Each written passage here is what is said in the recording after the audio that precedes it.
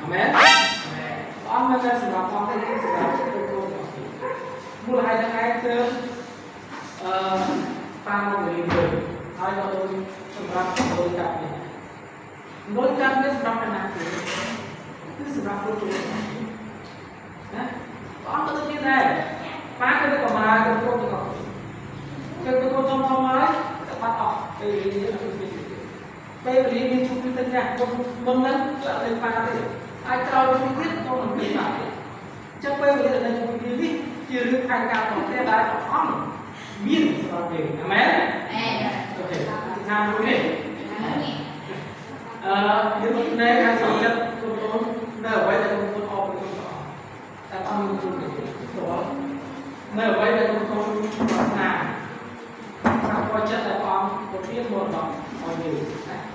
នេះថាព្រះសូរអើយខ្លួនអរគុណដល់ព្រះអង្គពេលវេលាមានតម្លៃមកកាត់ដល់សិក្សានេះទោះជាទុំគុំយើងខ្ញុំបានធ្វើបានល្អចោះហើយក៏តែគឺថាអង្គតែគឺក្នុងល្អចោះហើយអង្គនៅតែល្អចាំនេះจะพูดតែវិញថ្ងៃនេះមួយកូននឹងមកទៅដូចជាព្រះអង្គបានលោកពីសពថ្ងៃនៅក្នុងព្រះគម្ពីរទាំងអស់ថ្ងៃព្រះបានកំសាន្តចិត្តដល់ព្រះគុណ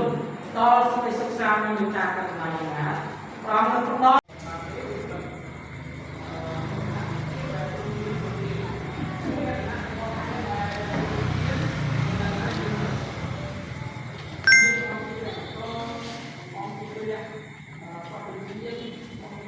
ល្អៗទៅបានពោ